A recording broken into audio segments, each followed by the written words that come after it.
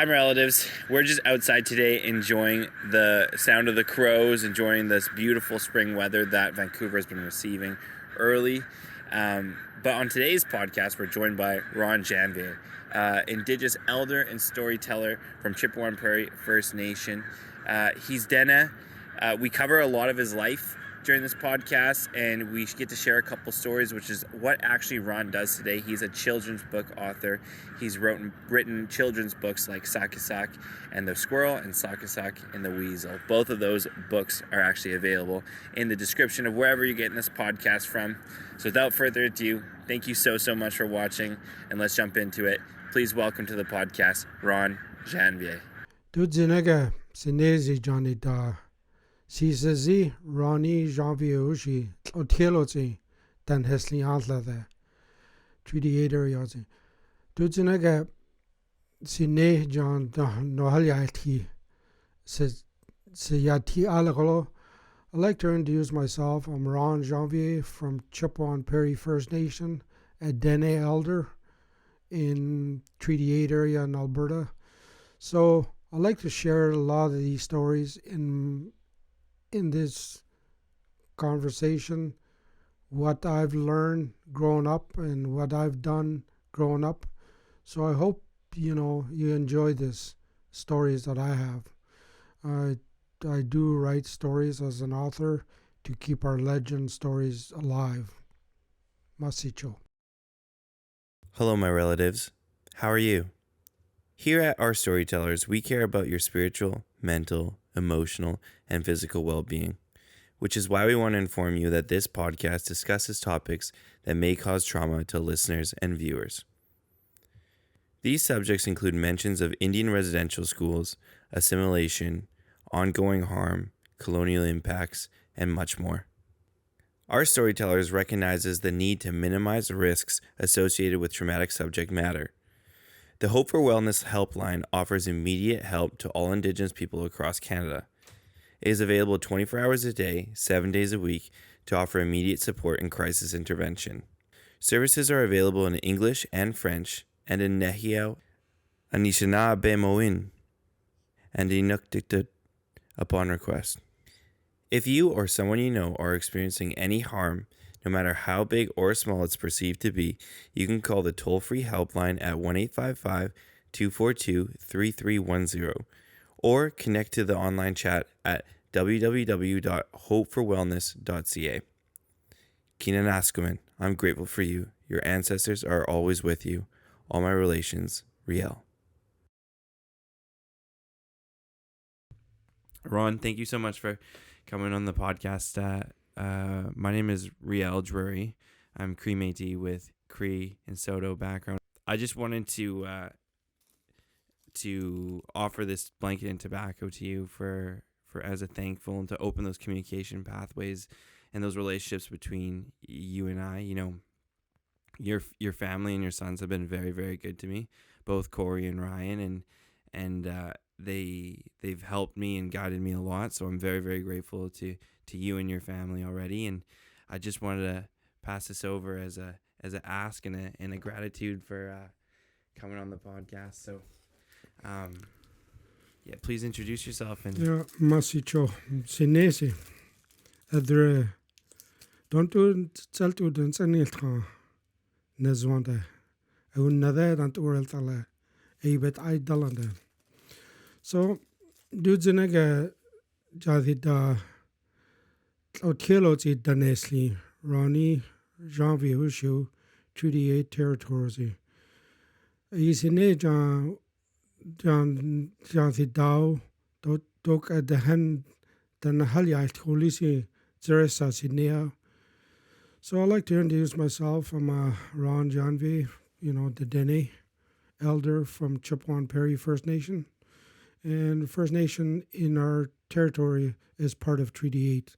So as Marcy, thanks a lot for inviting me for this, just a little interview and, just to use our spoken words to move it ahead and also to share some of the stuff that we probably want to share going forward.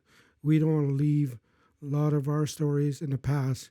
We want to share. So, Masicho and Well, I'm grateful as well, and maybe let's just start by telling us a little bit about your early life, how you grew up, what you enjoyed doing, and we'll go through your career, and then we'll go through some stories and some subjects after that. How's that sound? Sounds good because I reflect back to how I grew up. I grew up in a small community, and day to day life, as I remember, was mostly in the bush and all in nature. I remember having a small dog, and day to day stuff was for me was like fun. I grew up in a community when we didn't have at an early age residential school didn't wasn't part of when I was growing up until later.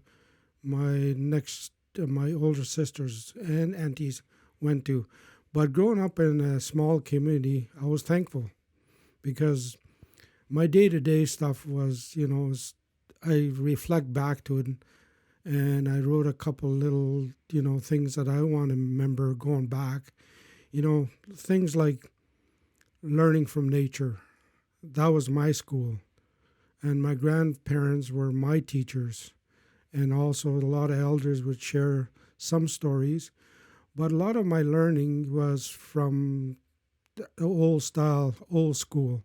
Our grandparents would tell us stories about some animals, their behaviors, what they look like in the bush. And either you fear them or you learn to be with them, to grow up along.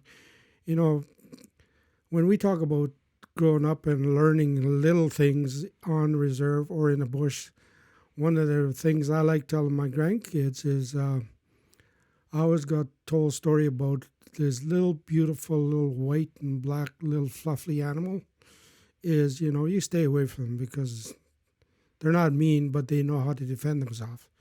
So going back, and one time I had a dog named Bobby, and my little brother Tom. We were out we have a sort of big prairie, and we got a river going through our community. It's called Christina River.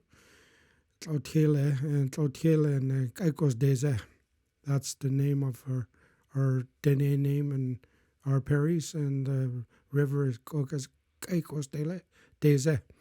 So we were out fishing during the day, and on our way home, we ran into this little black and white little fluffy animal. We were told to stay away from them, but as a young person and trying to bend the rules a little bit with creation animals, so we started chasing it. So we knew what it was, but every time it stopped to turn around, defend itself, it would spray some liquid at us. And we'd be running and chasing it through the fields. And finally, that little animal lost his defensive method. So it hid under a big pile of willows. So we lost him, and then we went home. And as soon as we walked through the door, we opened our door and walk into the house. My mom starts screaming, "What did you guys get into? You guys smell like skunks." So I guess even though the little animal's defending itself didn't spray us, but chasing it through the tall grass got all over us. I remember my brother and I and that little black dog were sitting in those old wash basin tubs out on the grass, and outside we're getting cleaned up. I always think, when we're told stories to stay away from things, those are the teaching, but a lot of times we push that little teaching a little too far, and I don't know what Mom put in that water, but I think it's, for us, it stunk more than that skunk did.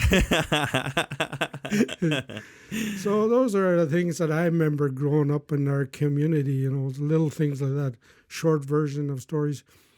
We had, our playground was in the forest, little things like we used to go picking blueberries, and we'll be camping all summer, and we'll be in prospector tents we called wall tents, and Mom would set it up, and Dad, and we stayed there all summer, picking blueberries and just living happy life. As a First Nation, we used to do harvesting, blueberries, getting canning for this winter, and getting some meat ready. But then we still had fun times with our playground. I remember, again, it was always my little brother and our little dog Bobby, and it was a little hunting dog, so it knew how to find animals for us. So we used to play with a red squirrel. That was our pastime. We were camping in a small jack pine area, so they'd be about 10, 15 feet or 2 meters, 3 meters trees. So we would find that squirrel, and we chase that squirrel probably for an hour. We play with it. We'll try and knock it out of a branch. It hit the ground, and it'll be up, and then it'll jump from tree to tree. And after a while, that squirrel knew it was playing, because it would chirp at us and hide in the tree and chirp and climb up and down, just like he's teasing us. And then we chase it through the trees, and eventually you get tired of us, and then we lose him. Yeah. They'd hide, and that game is over. Those are the pastime that I remember, as growing up and that I feel was an honor, that I didn't get to go to residential school and grew up in a community. So I learned the nature and our First Nation ways, and plus our stories that we heard from our grandparents. Our teachers, they're our teachers. They're there, they don't have a degree, but they knew how to teach us the right way. When would your grandparents tell you your stories? I think a lot of times my sister would talk about our grandfathers would come and visit us. You see them walking down the road. I mean, we didn't have vehicles. He'd be visiting on a horseback, or be walking down our little trail into our house. We had a log cabin we grew up in. And then my mom said, "Netsie galse, your grandfather's coming," or your netsunek galse. So we'd say, "Let's make some tea," and they'll come. And the grandfather would come in, make tea. My sister would take his shoes off and his hat off, and my sister would put it away.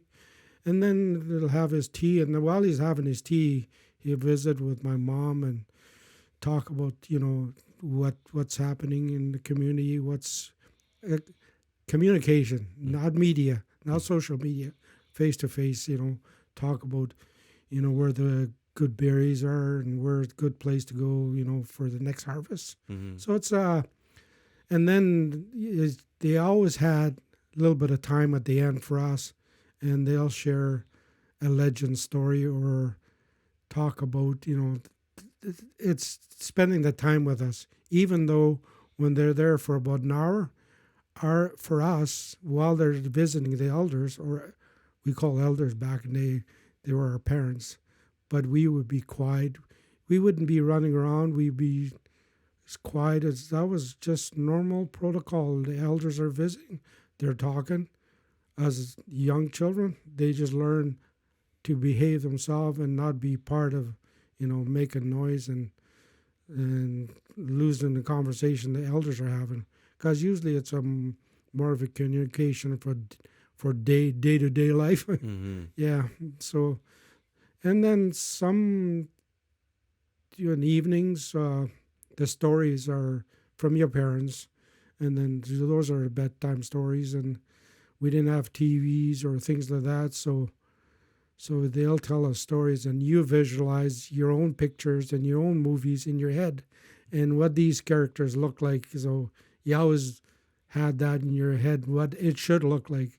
Mm-hmm. Yeah. So that's how we got our stories, is through our grandparents and our parents, and day to day, and when the time allows for them to share that little special moment with us. Mm-hmm. So that's how you were growing up. You were raised on the land, growing up in your community. What were your teenage years like, and how did those transpire? I think the teenage years I don't remember because one life rolls up to my teachings, like you talk about the teenage years. That's when you can actually go out and help harvest the animals or go in the bush, with your uncles. And when we talk about where you would hang around your dad and your uncles, and that was same for me. That would be the teenage years. We would talk about, how they talk about their stories where they just harvest a moose or what they did, and they'd be telling that story of how they saw the tracks and how they tracked it and how the winds are in the territory or the where they are in the bush, and they tell you about of the seasons of where the moose would be in the summer or in the late fall or in the middle of the winter, because that's part of the teaching as the teen years of your next generation of harvesting animal. So you learned it right in the conversation and visiting, and then you find out, when you're out ready to go and harvest an animal yourself, you learn that just by stories, how to dress an animal in the field, how to treat the wild meat, and how to treat an animal that you harvest. So their spirit and your Mother Nature providing for you and Mother Earth is respectful, is always there. What are some of the things that they taught you about harvesting an animal? Well, a lot of is the one I like to think about is, the creation animal is there giving up their spirit for us to live on. And you always respect those animals. And a lot of those things I try to take my children, teach them those stories, and teach the grandchildren of when you harvest an animal, you have to do some protocols, just like you did with a blanket and a tobacco, that you have to, before we go hunting, we would look for us, when I take my grandkids and my children, we would put tobacco on the ground and we do our prayer in the 4 directions. And then we'll say, okay, this is for what we take for our harvesting for for our meals for the next season. And then ask for, we're going to take and harvest an animal and hopefully there's more to come. And then we try to do, there's our natural laws. When we talk about our natural laws in a while, is we try to take animals where it makes sense. You see, if we're going to harvest a moose, you see a cow and a bull and a calf. You don't want to shoot all 3 or 4. You try and harvest. So you manage your harvesting. So we would try and take a bull or a calf and a calf if we need to, but calf first, because if you look at our natural laws, if you look at the cow moose, it takes about every year they'll have a moose. But if you take a calf, it takes them 5 years if they make it through the 5 years to start harvesting. So, and bull,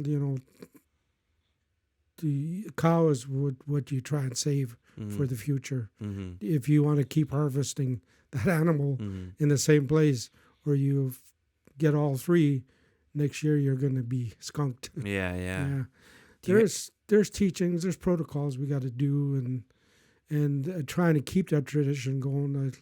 I'll try and share it with my children and grandkids, because that was shared on to me by my grandfather and uncles and dad. And when we harvest, like I said, we do appreciate the meat what we got to live on, because we didn't have Safeways, we didn't have Costco and all that. So that was our Costco.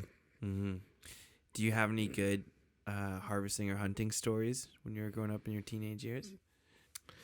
Yeah, I think one year I was you're talking about teenagers years. I was in teenage years, And I had my sort of a little, it wasn't a trap line, but it was a place that I could go out and hunt squirrels and, snare squirrels. So I would go to a trading post and, sell it for, some candies or something. That was our allowance. We had to work for it. We didn't get it because we were, that was our allowance and part-time work. We didn't have work. So that's part of how we grew up. And then one year I was across the river. It's probably about a 4-5 kilometer mile where I usually go. So, and one day I found this fresh moose tracks just crossed. I checked my traps, and on the way back, there was a big fresh moose tracks, and I said, "Oh, this is my time to harvest the moose and show my dad and uncles and my grandpa I can hunt." So I thought I knew a lot of the stories, and I guess I wasn't listening to some of the stories they've been telling me. So I start tracking this animal. All of a sudden, the track was getting older and older. I guess I was going through the snow, so I was going backwards. So I didn't tell anybody. So I came back onto the road and went home, and I told my grandfather. Said there was a fresh moose track across about 3 kilometers, and it's usually in January, December. That's when they'll track moose and hunt. So my grandpa went out, and about that evening, came back, and you could tell that he got to harvest that moose. So next day, we a couple dog teams, toboggans, we went and hauled it in. And then I noticed, I knew I was going the wrong way the day before because the tracks got older. It snowed on it, so he went the opposite and shot that moose probably about half a kilometer from where that road crossed. I went the wrong way. I probably would have, spooked it and lost it anyway, so it was probably a good thing. I didn't really learn all the tricks and how to hunt. So, and then, to my surprise, when we harvested that moose, that was beautiful because we dressed it in the field and it was already clean. We made nice lunch there. We ate, drank some tea made out of snow. It was some of those things you can remember forever. Those little happy times you're talking about. That was my best time because it's like I felt like I shot the moose or I harvested the moose. I don't like to say shot. I harvest the moose because I found the tracks and my grandpa got it.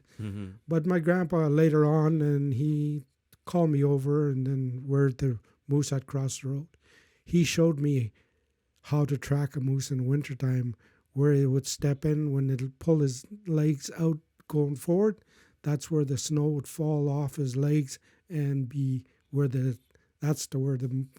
which way the moose would be traveling. So that was another teaching moment. So he probably thought, maybe I should show him why he didn't get a chance to see this moose. Yeah. It was tracking the wrong way. So he'd spend that 5 minutes of his time and showed me, this is why you didn't get a chance to see this moose. But it was the teaching moment is telling me that you would never forget, that I didn't forget. If I see a moose track now, I know which way to cross the road, Yeah. What was your grandfather like? How would you describe him? Well, we argue about our grandfather. I think all the boys, when there's our grandfather, I think there's probably about 20 of us boys. I was the oldest grandson. And we talk about Sakisak. And we thought we're the only one that spent a lot of time with us, the teaching. And one of the youngest grandson, his name is Ron Janvier. And he thinks he's the only one that's his grandpa. There's only one he didn't realize, Siuti said, he said, I'm the only one of the grandson. So he thinks because he was sort of the youngest one that grandpa spent time with. But I guess what I'm trying to say is our grandfather was spent a lot of time, and he's pretty, it's I think for me, that's what a grandfather is. Satsia, how he would share his time. Mm-hmm. We always thought it was just us. We were special, but we talked to 20 other grandsons. They all felt the same. So he was constantly teaching everybody Yeah. individually at the same time. Yeah. Wow. So we still talk about that today. Stuart said, Satsia. You think, seriously Satsia. So we say, when we get our our cousins together, we'll say Stuart's Betsia, Stuart's grandfather, when we sit together. Oh, okay, gotcha. we wouldn't say Setsia, said Stuart Betsia. Yeah, that's his grandfather. Yeah. That's funny. So you grew up in accordance with the land, good family connections. When did you start? I know that you became a welder eventually. So what's the story of how you grew up on the land and eventually worked your way into becoming a welder? I think so. Like I said, I didn't go to residential school. Back in, I thought of it, or a lot of these kids were. I remember going to school. I always wondered why there was only 3 of us in higher grades. Myself, and there was a trading post person. His dad they were a white family, so he was there. Then we had a Métis family. When the oldest son was there, one of the sons. There was 3 of us in higher grades. I didn't realize all these children that I was growing up, they were all gone to residential school. I think back, and that's what it was. So when we got to grade 8, it was our school only went to grade 8, so I had to go to Fort McMurray to go to school. So a lot of times we didn't have a road back in then, so we jump on a train. Mom took me, found a good family that I could go to high school. So I went to high school there in Fort McMurray, and then at that time, the oil boom was happening in Fort McMurray, the second plant, not the first one was GCOS or Suncor. Now it was Syncrude, it just been built. So I was going to school, and I'm thinking, if I want to go forward in the next footstep into the future, I have to think of something different than going back trapping, because we were talking about trapping back already. We're losing a lot of our trapping because the demand wasn't there, So I had to look at different options. So I decided to stay in school, and then Suncor, Syncrude had just starting up. He knew there was lots of opportunities, so I went to a trade school. My coming out of reserve, the education was not too bad, but at the university level, I probably had to work, a little harder. And then at that time, our education system was paid for, but that was a big step because we didn't have the family support if I wanted to go to university because of, tuitions and cost of living is a little higher. You go to Edmonton area. So I went to trade school, and that worked out. So that's how I got in trade, is go to Keanu College, pick up a trade. And then when they were building Suncor, I think I spent my summer holidays working as labor, and first year out of school, I work as a labor building that, when they're building the construction of that big plant.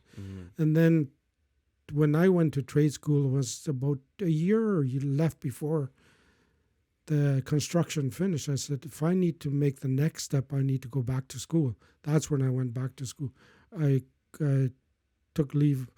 I might as well say leave of absence, because I didn't really quit. I just leave of absence to go to trade school. And then I took the school, and then 2 years later, I got hired through Syncrude Canada. And that started my career as a welder. That was 1980. Got hired in January.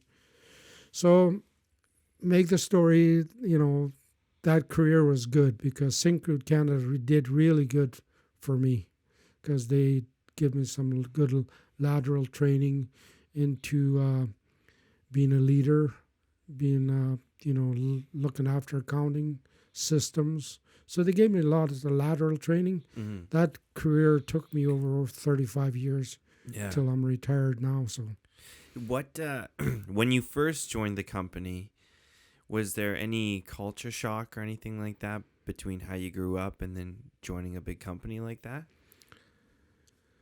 I think the work ethics that the culture shock was wasn't at the workplace. Mm-hmm. It was mostly around the city or going to high school was the culture shock of you weren't a lot of our First Nations were going to school. There wasn't too many in our school that I went to.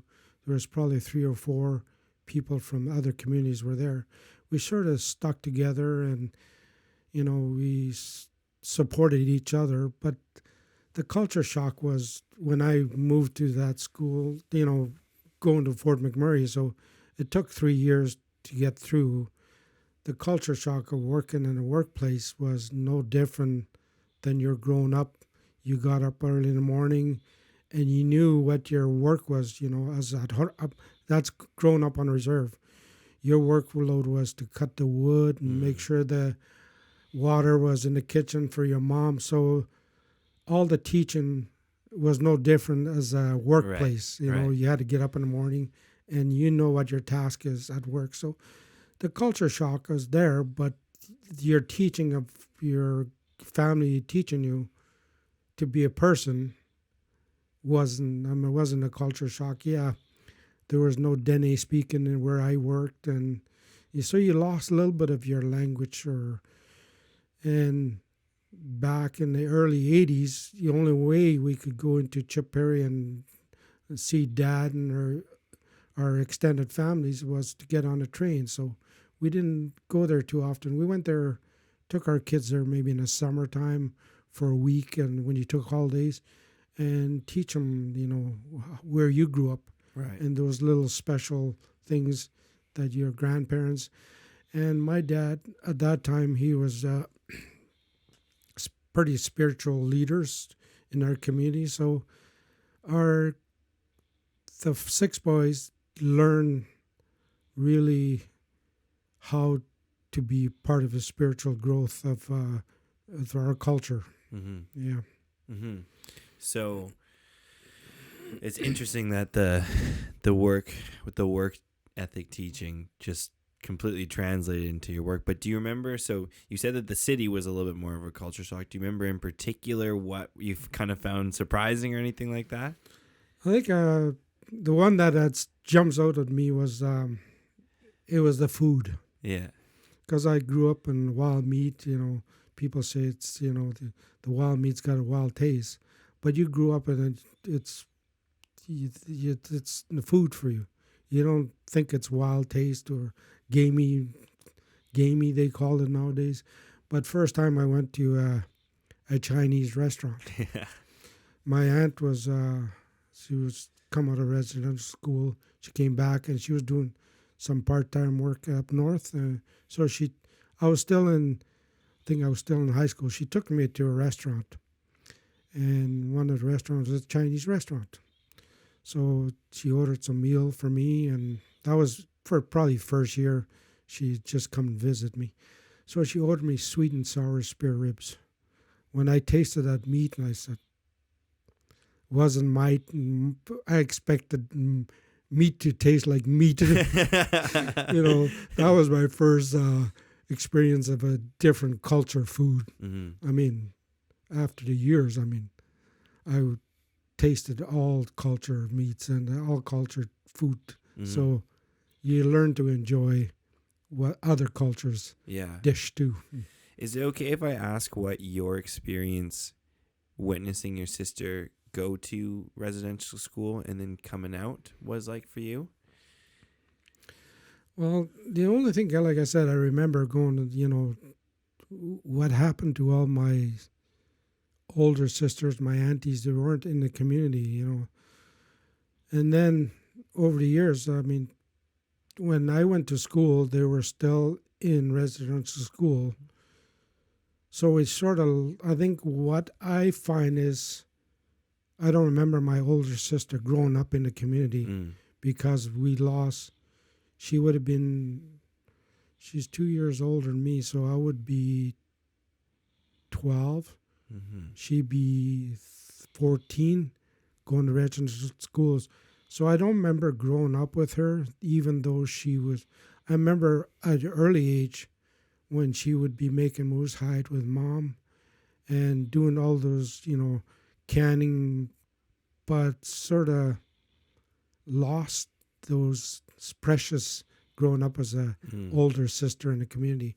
And your aunties, you know, I think we talk about our crazy aunties. You know, nowadays our crazy aunties is one of those, you know, you have an issue with someone or of love or something like that, you ask your crazy aunties, they'll tell you even if you don't want to know, right? Yeah. So those are the ones you want to talk to. They were your sort of your spiritual counselors as a teenager. So you didn't have that. So you lost a lot of the little things. I think I go back and I think, aha moments. That's why I don't remember my aunties telling me what to do and all that. So I think those are what I miss about, you know, older sisters and their aunties. You only remember during the summer months when they came back from school. And I think I'm back, when they would come back, I had a older cousin that went to school and used to come back to our community. But their parents work on a railroad track, so he would spend a lot of times in the summer with us. I think he was happy to be home, but I think it was, he lost a lot of those little culture teachings. So when we talk about taking, you know, harvesting animals, he would sort of lost that. So you would have to reteach him, you know, we don't do that to the animals. It's not a game, you know. We can't be shooting that little squirrel with a slingshot. That's not who we are. Yeah. So it's always, I think a lot of those little culture things get lost when the residential school. And also I think with our siblings, the aunties we talk about, is learning to be the aunties there, to share your growth as younger cousins. You're the mentors. You're the, I guess you're the teachers also. So a lot of that got lost with the residential school. And talk about stories of grandparents telling their children, because I think there was a gap in our storytelling that got lost through the residential school. And that's where the oral history of our oral language and our oral history sort of got lost. And that's where I fit in now. So, well, we can jump there. What inspired you to start writing stories? I think during the COVID years, we were at home and we weren't allowed to do too much outside the home. So my wife, Shelley, had retired and she wanted to work with the different communities, and her field was in early childhood. So she went, she got asked to do something curriculum for a Head Start program, early youth program. So she went researching put the curriculum together. So different nation had stories and languages. And she says, you know what? I said, I can't find anything in Dene languages, Dene stories. Don't you guys have any stories? I said, I grew up with stories. I learned, I mean, that's where I learned all my stories. Yeah. And so she said, why don't you write a book for me or a story? So that sort of inspired thinking. So I started putting these stories down, and first couple of stories were easy to put down because of from memory, and then I start talking to my cousins, my sisters, one of my uncles, a cousin, I guess. His name is Walter Janvier. His nickname Chipewyan. So we start talking about the stories, and before he went to a residential school, there were stories that he remembered as his grandparents had told him. So we start sharing our stories, and we start by telling stories to each other, and they sort of just pop out as you start telling stories. They pop out. I said, if we're going to keep these stories alive, we have to put it on paper. So I think we got 2 books out now with Dene legend stories, we call it, and the characters that we have in our legend stories are 4 legend characters. One is Sakisak, is a spiritual creator type person that we hear stories to teach us animal behaviors, their looks and all that. And then we always have the bad side of stories, as we call them. Wittigu. Wittigu is the spirit people. I have some stories in those ones, but not as many as Sakisak. Sakisak stories easy to share by your grandparents. Wittigu is probably, I didn't like those stories because it's scary, so I probably didn't listen. I ran away. And then we have one of our characters, Zagalaza. It was a little warrior. It was a hunter, warrior, or whoever you want to call it.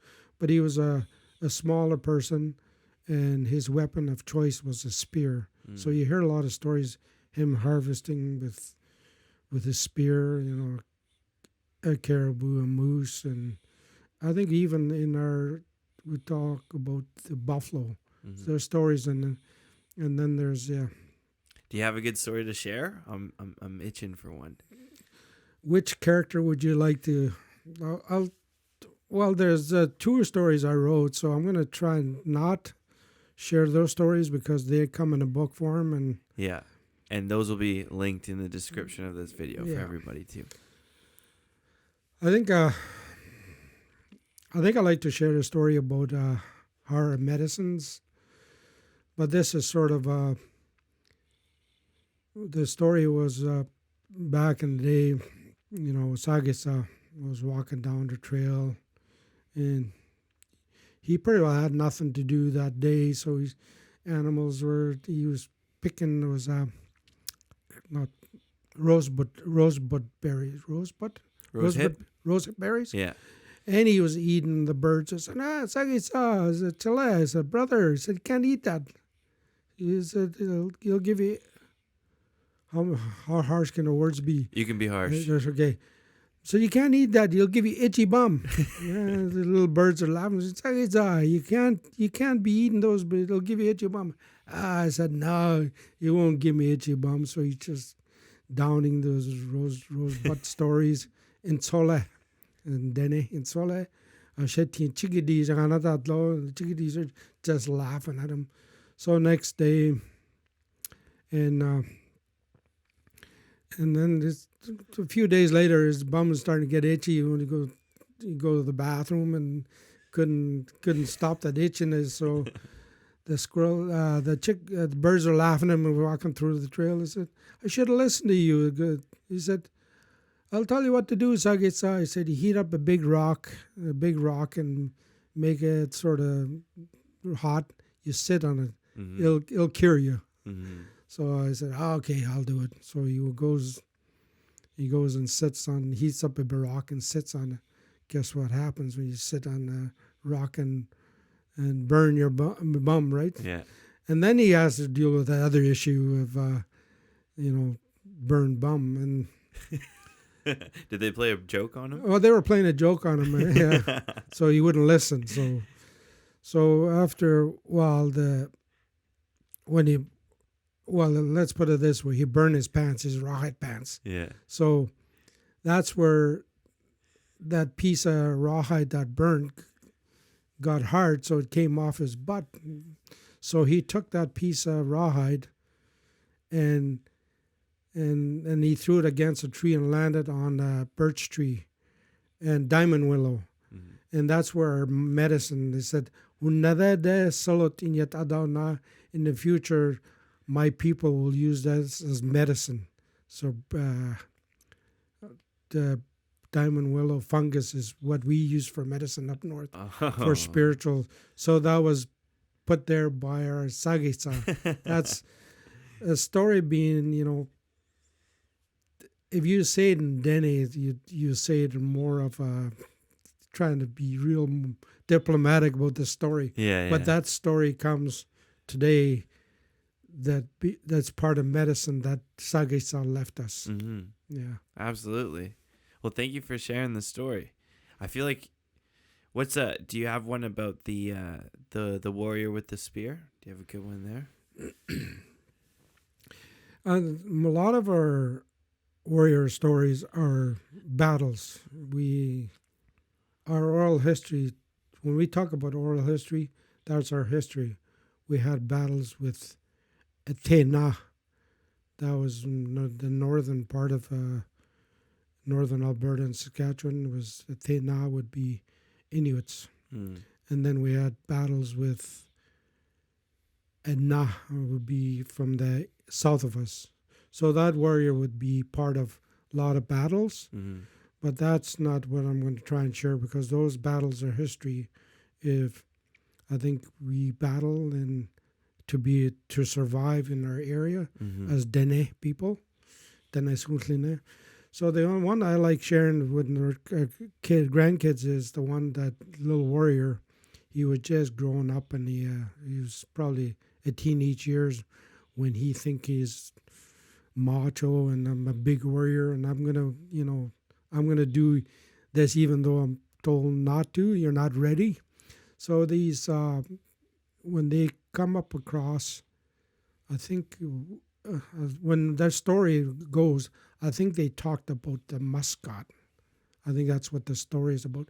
But we say it's called a cow, but the bush cow. So I think that's where the story is. There's big muscats were sitting below the hill, and these hunters, they crept up on it, and they were just looking over the hill, and these two bulls were ready to start fighting, and they were trying to harvest that. So the hunters, the Zagala's dad and his uncles were just looking over when to get the proper and to use bow and arrows or spears, and he wanted to harvest. So he had a strap around his belt, around his jacket and his spear.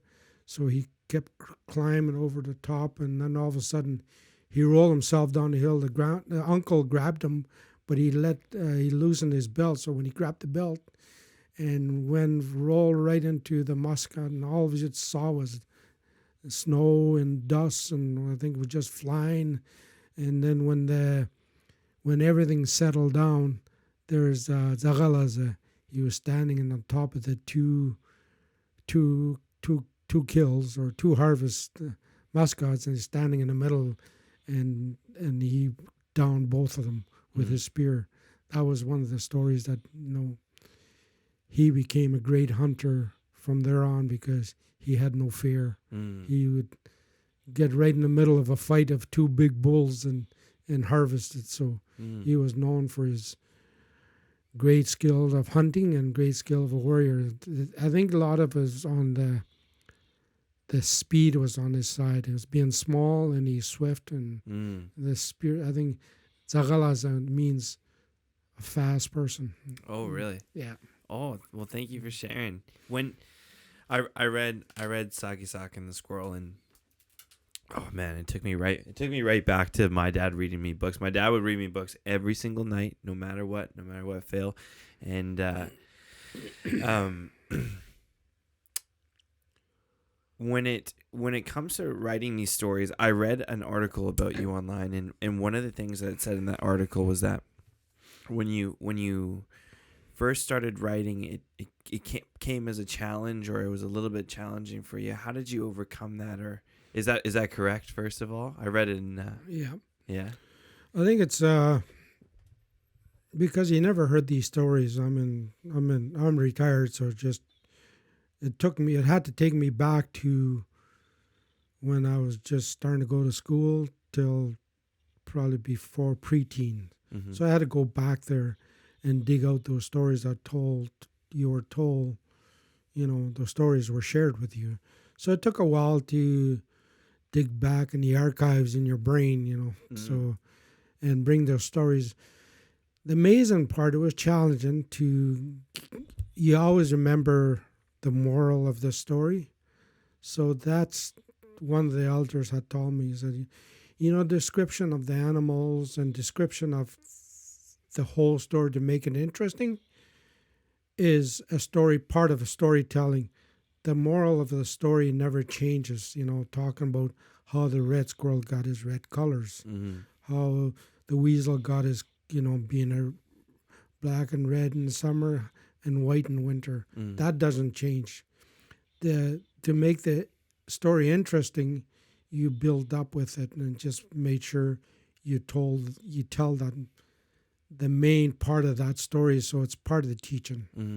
It was a challenge, and like I said, you had to dig back to your memories and get those stories back. So by sharing stories with my sisters and my sister and one of my cousins, they had stories, so we sort of put them back together and rebuilt them. What are some lessons about leadership that you might have? I think the leadership skill is when you're working with people, it's the ethics is one of the big things, is, dealing with people, is, treating people as people. And learn that from your grandparents, from growing up, and talking to people. The communication is one of the biggest key of learning a leadership.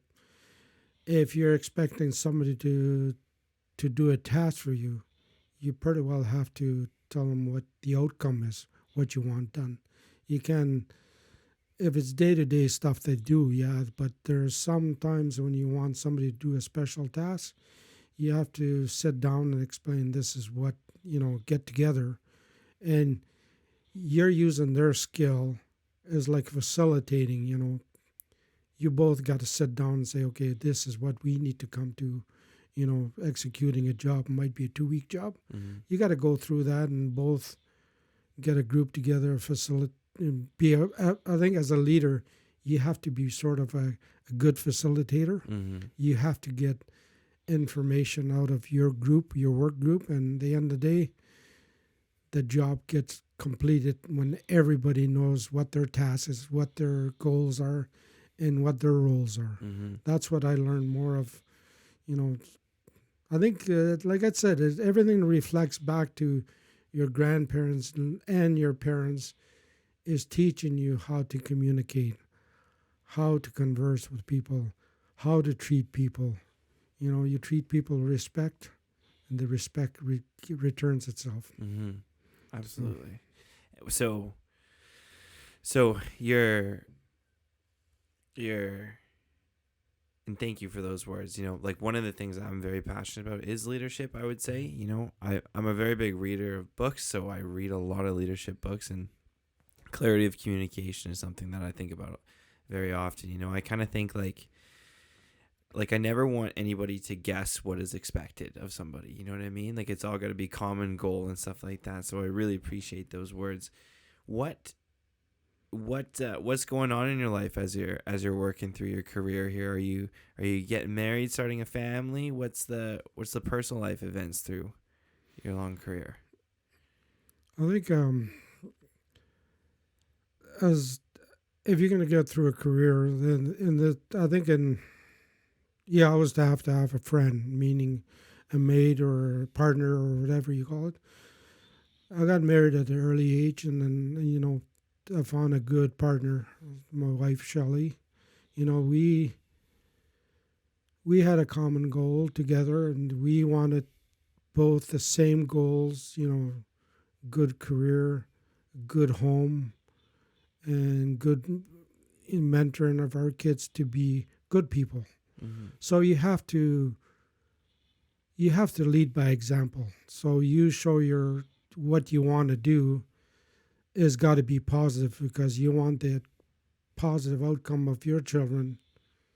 You have to follow what you preach or follow what you walk the walk, I guess. Mm-hmm. So that's biggest challenge, and you have to. At the end of the day, it's like working again, planning. You know what the outcome is. Mm-hmm. It's easier if you know what the outcome had to be. It's a lot easier to follow that road. Mm-hmm.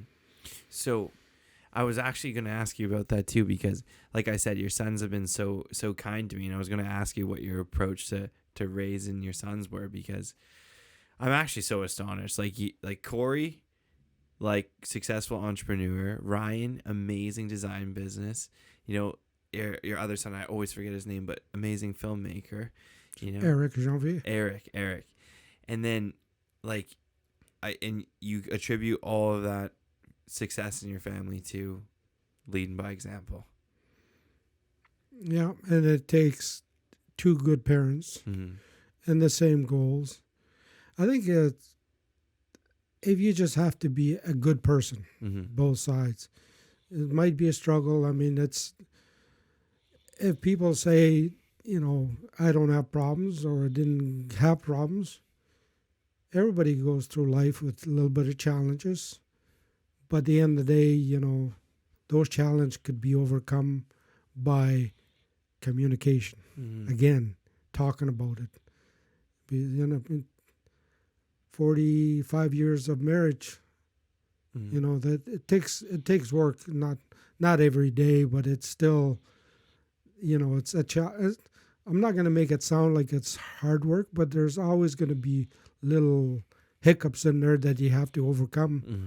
But you have to talk about it, communicate, and I guess communication is the only word that I can come up with to make it successful, even with your kids.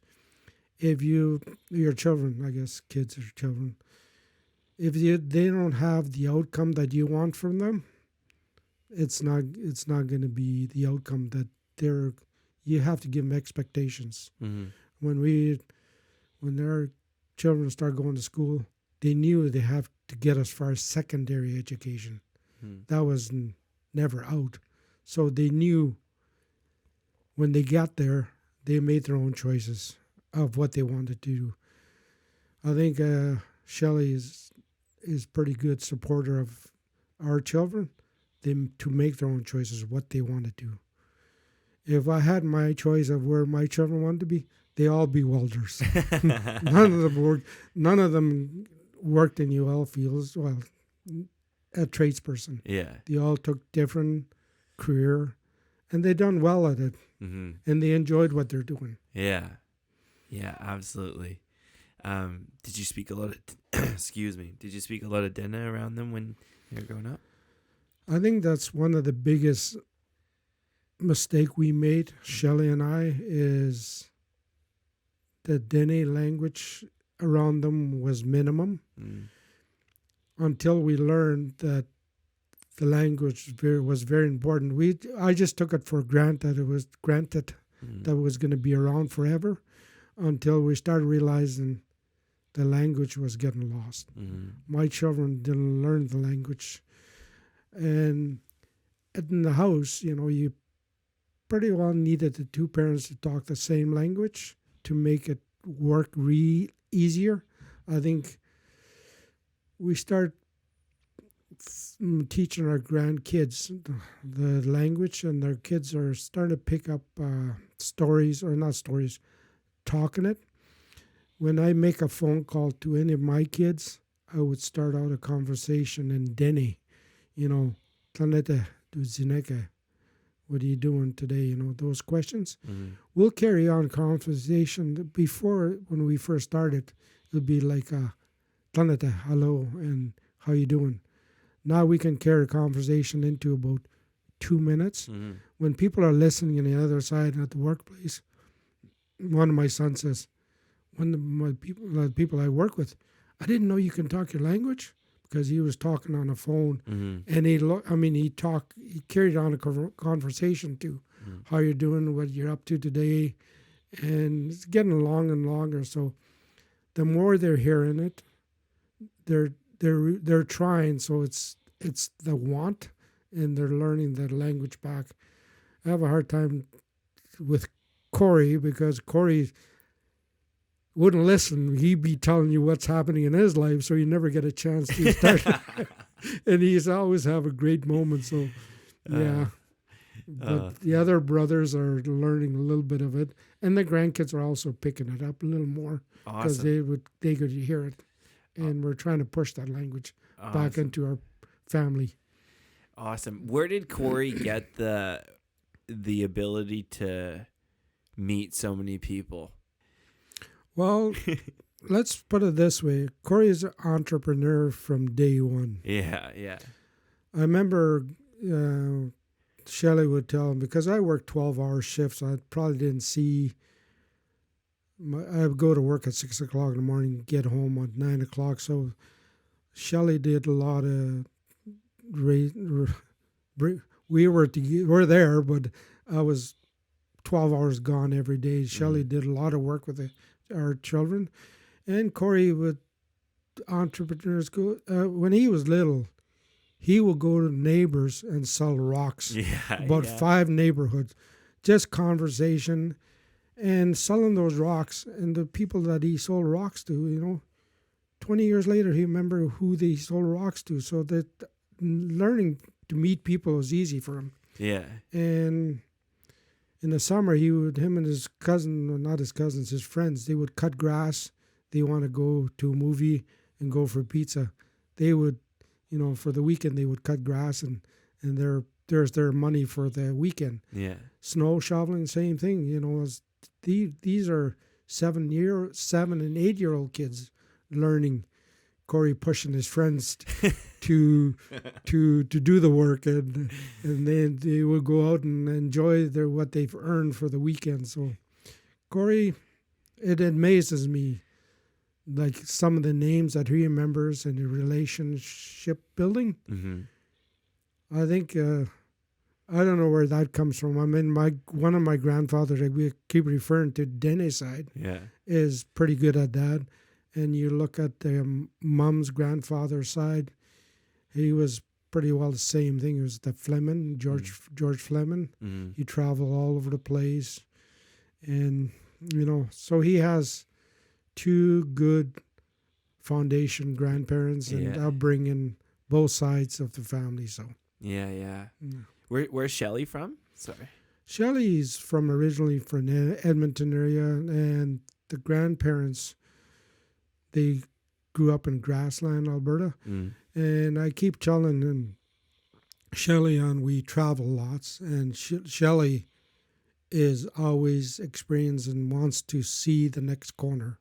We go to on a vacation, we'll walk like, I think when we talk about counting steps, is like 30,000 steps. That's like 15 miles a day. Yeah. And Shelley would say, "Oh, we got to check this out. It'll be another block, 2 blocks." I said, Shelley, I can see why your grandfather is from Scotland and up in Napa Valley and went all the way across north, U.S. into Alberta, halfway across Alberta, and settle in Grassland. I always wanted to check the next corner. I said, that's probably where you got it from. For Dene people, when we're not pretty good explorers, we just want to get to the next meal. We would set up camp and stay there for months. So that's kind of that's how I look at that's how your grandfather end up in Grassland, yeah. So you're looking for the next restaurant. Just kidding. Or the next town is going to serve good meals, Yeah.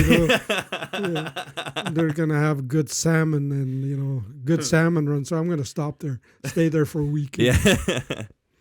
Oh, that's so funny. That makes a lot of sense to me. Thank you for giving me the context. But you're a language keeper. What does language mean to you as an Indigenous person? I think I hear a lot of these verses like if you're not a Dene person, if you don't speak your Dene language, yes, it makes sense, but as a Dene language keeper, that's one of the language we have to keep alive. But when we say the language makes you that Dene, I don't believe in that. A lot of our people are saying that. It's the spiritual in you and your DNA. As long as you know you're a Dene or a Cree or a Soto, I think that's where it starts, is you as a DNA who know who you are. Language is something we can always learn. Being of who you are is who you are. It's always there. So language is pretty strong. It's nice to be talking that language. And the universities and secondary schools, and I think now elementary schools are teaching those language, all languages. Yes, we need to keep the language, but I think our ways is more important. I mean, language is important, and let's not say it's not, but our ways of who we are is more important. For me, is high on importance. Right. Knowing who you are, knowing where you're from is, it's who you are, I guess. Yeah. And then the language.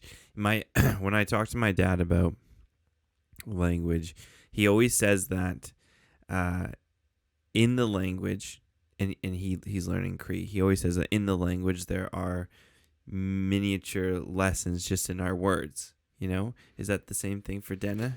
I think every word, when we tell stories, is always learning. Is your language. When you talk your language, the story that I told you about the medicine, when you say it in Dene, it hits every point that you want to get across. When you try and break it to an English word, you lose a lot of that meaning. So that's where, if you think as a Dene or a Cree and you share that story, so it'll be a lot easier.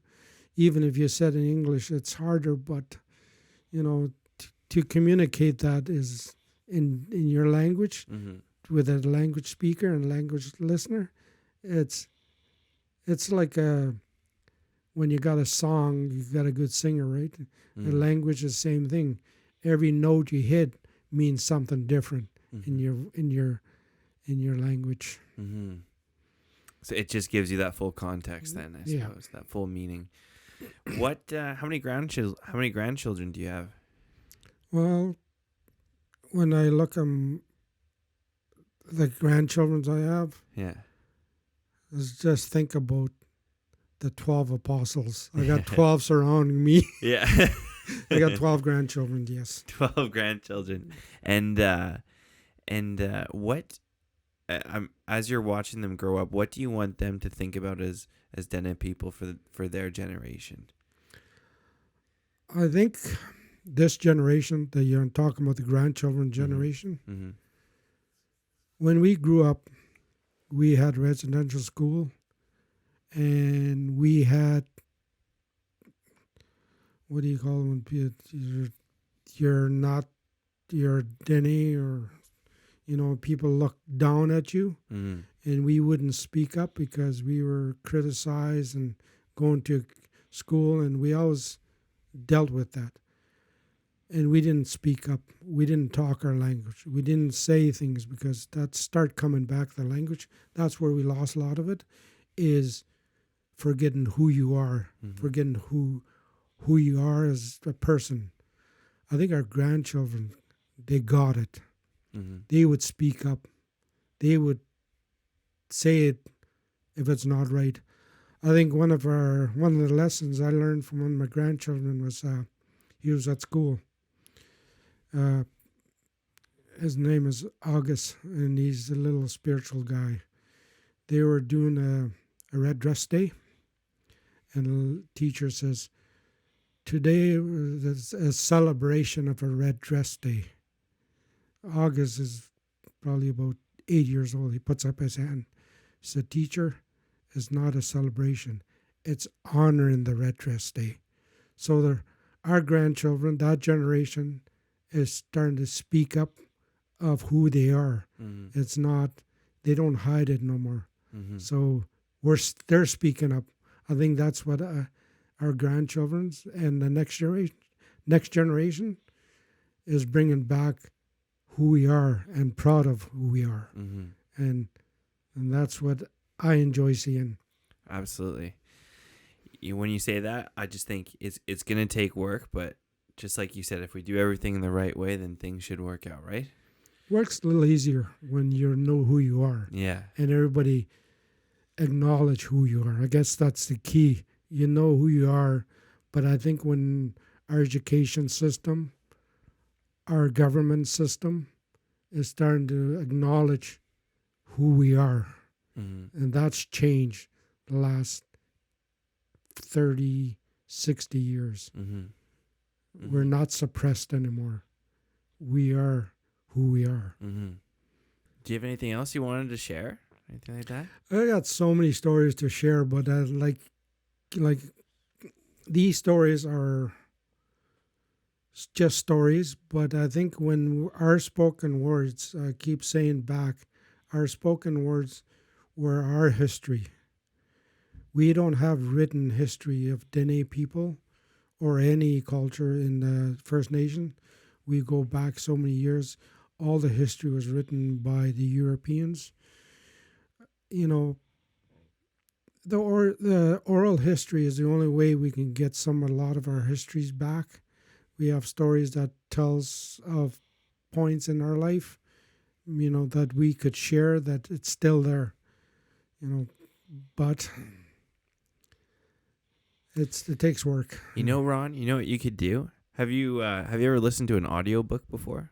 No. No? I know what it is, but no. You know what it is? Because I'm thinking, yeah, we didn't have written word, right? Yeah. But what we could do is we could release the stories via audiobook, and then it would be as close to, you know, a storyteller. Yeah, exactly. Yeah. Exactly. I think what my task for now is I got to get these stories down on the book. Yeah. Once the stories are told, they can eventually go in an audio book. And I think I like to tell the stories in Dene, but there's so many, not too many Dene stories, Dene speakers out there or listeners. And that's starting to come up more as your platform, like you're doing your podcast. We have podcasts now in Alberta and Saskatchewan. There's one of our Dene young person about your age, that generation. They're starting to bring that up front, and he's sharing the Dene language, Dene Yate podcast, and a lot of people are listening to it. It's amazing. It's heard across the ocean. It's heard, you know, those stories. He shared a couple stories in there, and he did interview elders, and most of his interviews are Dene speaking people. You know, we gave him, we're the drum killers. We honored him a drum last week at the Dene conference. We honored him a drum because in order to move ahead, these podcasts is Dene Podcast, Willis Janvier. He runs the podcast. To be upfront and doing this work, you know, it takes creation, it takes money, and it's hard work. It's not easy. But he's the lead of it and learning it. So we gave him a drum to carry his journey through, try and get him to where he wants to be. I gave him a name in our Dene. Konhalt al Dene means back in the day, you know, when we used to move from camp to camp, it might be 12 hours. They didn't have matches, so they had these fungus out of birch trees. They would sort of drill a hole and put a flint in there, and that would burn for 12 hours. It would carry to the next campfire, so it might be 12 hours away, that he would set up camp. It would get the fire going. So now it was a fire carrier. Wow. So that's the name we gave him, was a drum, and his drumming name, the fire carrier. Amazing. Will and the fire carrier, and Willis Janvier is his name. Yeah. And okay, we'll link his podcast, and we'll send this to him too. Yeah, Dene Yate podcast. So those are the things that we're doing, that we're trying to get our language to be back. And I think he gets involved in all the podcasts and Dene, conference, and it's out there, and we're trying to bring it back, and there's getting in schools and trying to find ways to make it easier for people to get into schools and taught at universities and our colleges, First Nation colleges. Mm-hmm. So he's carrying the torch for our side, and it's a big task. And he does it voluntarily, where a lot of money into podcasts is not really there. It's just your content, right? Yeah. Well, hands up to Willis, for sure. Respect. I know how hard it can be, so trust me, major respect for sure. Well, we're doing good. Guess how long we've been going for? Half an hour. Is that your final guess? No, it's been a few stories. So It's been an hour and a half. Is there anything else you'd like to share? Anything like that? No, I guess the only thing I wanted to share, Tantu nada hidaloli, tantu no yatiu, no it's honiu, tantu hudidilisi. We want to get back to who we are, our storytelling, our history has to be in the books of our history, has to be told. Mm-hmm. Well, let's get that done. Would you like to dedicate this podcast to anybody? I like dedicate this podcast to our ni. We always say that when we lose people, ni is, we talk about David Janvier ni, talk about the past. Ari Morris ni. Setsi Julia ni. Our grandparents, Uncle David and Dad, to teach me some of the storytelling and how to live, how to communicate. That part is harder. Mm-hmm. Yeah. Well, Masicho. Masicho. Thank you so much, Ron. Hi, my relatives. Thank you so much for watching today's podcast with Ron Janvier. Ron, it means the world to have you come on and share your stories with our audience, so I appreciate it so much. Keenan Askaman. Please rate and review the show wherever you're accessing this content from. It means the world to us, and it helps us out so much. Keenan Askaman, I'm grateful for all of you. Love, Riel.